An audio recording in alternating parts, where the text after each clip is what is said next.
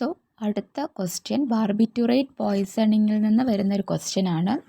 All the following are seen in barbiturate poisoning except, അവിടെയും നമുക്ക് exception ആണ് ചോദിച്ചേക്കുന്നത്. ഓപ്ഷൻസ് നോക്കാം.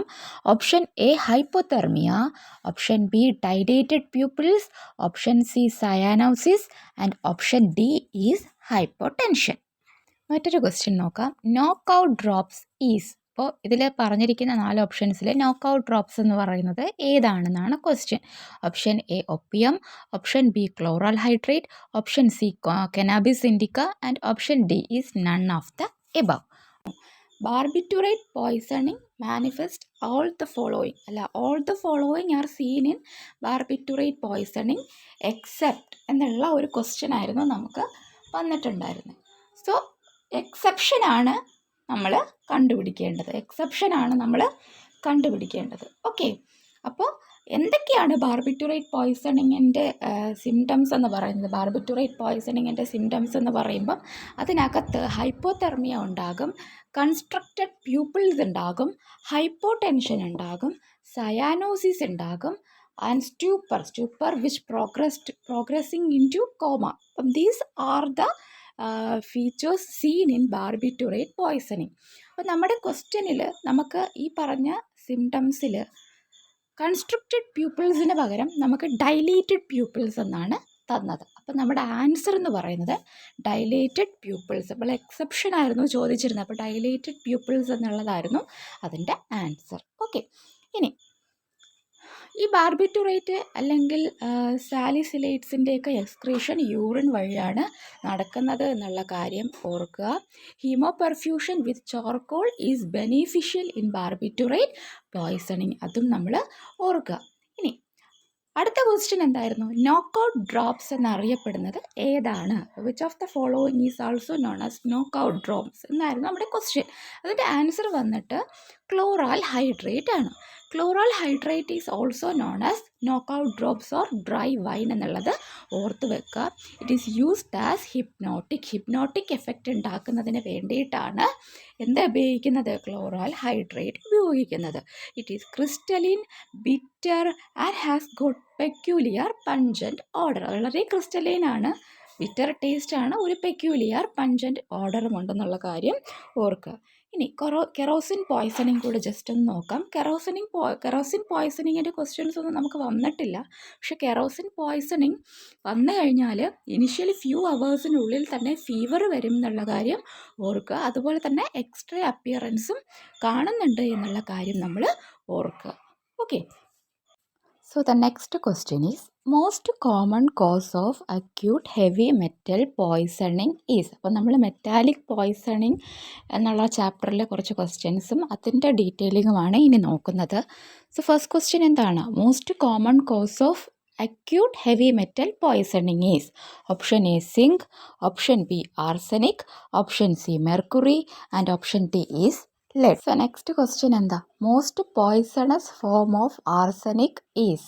ഓപ്ഷൻസ് ഏതൊക്കെയാണ്?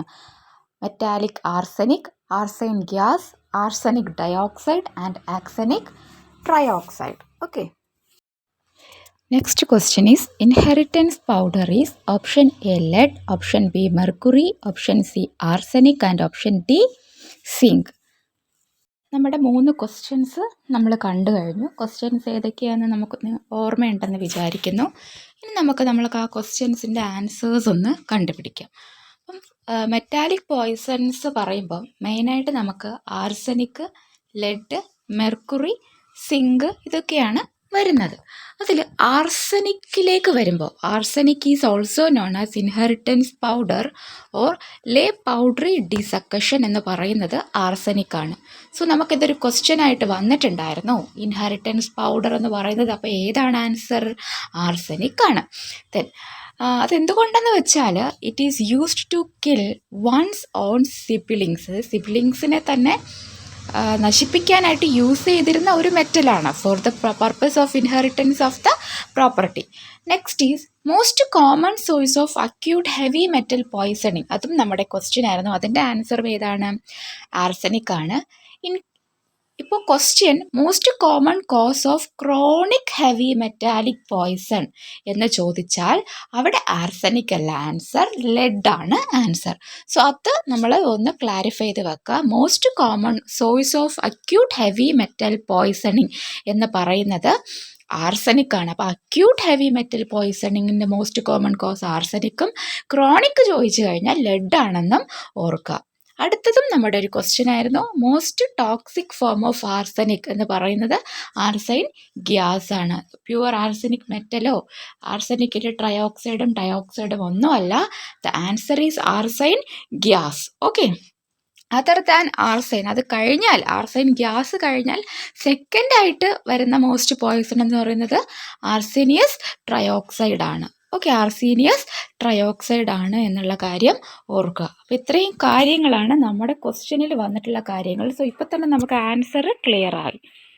സോ എന്താണ് ഈ ക്വസ്റ്റ്യൻ്റെ answer? Most poisonous form of arsenic is arsine gas. അത് കഴിഞ്ഞാൽ ആർസനിക് ട്രയോക്സൈഡ് ആണ്. ആർസൈൻ ഗ്യാസ് എന്താ നമ്മൾ നോക്കിയപ്പോൾ കണ്ടത്? ആർസൈൻ ഗ്യാസ് എന്ന് പറയുന്നത് അതിൻ്റെ ഇൻഹലേഷൻ ഭയങ്കര പ്രോബ്ലമാറ്റിക് ആണ്. So most poisonous form is arsine gas. So correct answer is option B. So the next question is inheritance powder is lead ആണോ, മെർക്കുറി ആണോ, ആർസനിക് ആണോ, സിങ്ക് ആണോ? Inheritance powder is arsenic. Is also known as എന്താണ് lay powder discussion എന്നും പറയുന്നുണ്ട് അല്ലേ? So next question is most common cause of acute heavy metal poisoning is ഏതാണ്? Arsenic. Arsenic ആണ് most common cause of acute heavy metal poisoning എന്ന് പറയുന്നത്. ഇപ്പോൾ chronic heavy metal poisoning ആണെങ്കിൽ അതിന് ആൻസർ മാറും, ലെഡ് ആകുമായിരുന്നു. Okay, so here the right answer is option B.